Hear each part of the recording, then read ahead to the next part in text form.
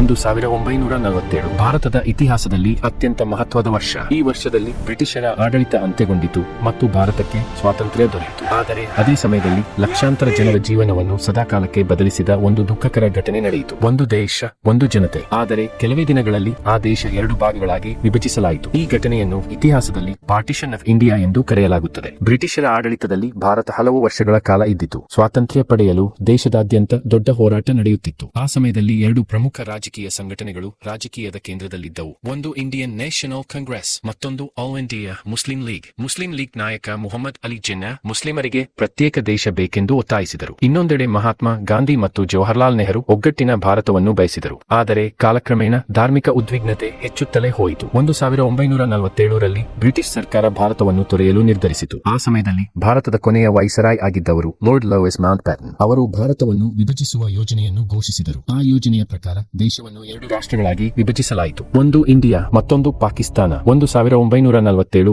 August 14ರಂದು Pakistan ಸ್ವಾತಂತ್ರ್ಯ ಪಡೆದಿತು. 1947 August 15ರಂದು Bharat ಸ್ವಾತಂತ್ರ್ಯ ಪಡೆದಿತು. ವಿಭಜನೆಯ ನಂತರ ಲಕ್ಷಾಂತರ ಜನರು ತಮ್ಮ ಮನೆಗಳನ್ನು ಬಿಟ್ಟು ಬೇರೆ ದೇಶಗಳಿಗೆ ಹೋಗಬೇಕಾಯಿತು. ಹಿಂದೂಗಳು ಮತ್ತು ಸಿಖ್ಗಳು ಭಾರತಕ್ಕೆ ಬಂದರು. ಮುಸ್ಲಿಮರು ಪಾಕಿಸ್ತಾನಕ್ಕೆ ತೆರಳಿದರು. ಇದು ಇತಿಹಾಸದಲ್ಲೇ ಅತಿದೊಡ್ಡ ಮಾನವ ವಲಸೆಗಳಲ್ಲಿ ಒಂದಾಗಿದೆ. ಸುಮಾರು 4 ಕೋಟಿಗೂ ಹೆಚ್ಚು ಜನರು ತಮ್ಮ ಮನೆಗಳನ್ನು ಬಿಟ್ಟು ಹೊರಡಬೇಕಾಯಿತು. ಜನರು ತಮ್ಮ ಆಸ್ತಿ, ಮನೆ, ನೆನಪುಗಳನ್ನು ಎಲ್ಲವನ್ನೂ ಬಿಟ್ಟು ಹೊರಟರು. ರಸ್ತೆಗಳು, ರೈಲು ನಿಲ್ದಾಣಗಳು ಮತ್ತು ಗಡಿಗಳು ಜನರಿಂದ ತುಂಬಿಕೊಂಡಿದ್ದವು. ದುರದೃಷ್ಟವಶಾತ್ ಈ ವಲಸೆ ಶಾಂತವಾಗಿರಲಿಲ್ಲ. ಅನೇಕ ಕಡೆಗಳಲ್ಲಿ ಹಿಂಸಾಚಾರ ಮತ್ತು ಗಲಭೆಗಳು ನಡೆದವು. ಗ್ರಾಮಗಳು ಸುಟ್ಟು ಹಾಕಲ್ಪಟ್ಟವು. ಅನೇಕ ಕುಟುಂಬಗಳು ಬೇರ್ಪಟ್ಟವು. ಅಂದಾಜು 10 ಲಕ್ಷಕ್ಕೂ ಹೆಚ್ಚು ಜನರು ಈ ಹಿಂಸಾಚಾರದಲ್ಲಿ ಪ್ರಾಣ ಕಳೆದುಕೊಂಡರು. ಕೆಲವು ರೈಲುಗಳು ಶರಣಾರ್ಥಿಗಳಿಂದ ತುಂಬಿಕೊಂಡಿದ್ದವು. ಆದರೆ ಕೆಲ ರೈಲುಗಳು ತಮ್ಮ ಗಮ್ಯಸ್ಥಾನ ತಲುಪುವಾಗ ಅವುಗಳಲ್ಲಿ ಜೀವಂತ ಪ್ರಯಾಣಿಕರು ಇರಲಿಲ್ಲ. ಭಾರತ ವಿಭಜನೆ ಕೇವಲ ರಾಜಕೀಯ ಘಟನೆ ಮಾತ್ರವಲ್ಲ, ಅದು ಲಕ್ಷಾಂತರ ಕುಟುಂಬಗಳ ಬದುಕನ್ನು ಬದಲಿಸಿದ ಒಂದು ದುಃಖಕರ ಅಧ್ಯಾಯ. ಅಣ್ಣ ತಮ್ಮಂದಿರು ಬೇರೆ ದೇಶಗಳಲ್ಲಿ ಉಳಿದರು. ಕುಟುಂಬಗಳು ಶಾಶ್ವತವಾಗಿ ಬೇರ್ಪಟ್ಟವು. ಇಂದಿಗೂ ಪಂಜಾಬ್ ಮತ್ತು ಬೆಂಗಾಲ್ ಪ್ರದೇಶಗಳಲ್ಲಿ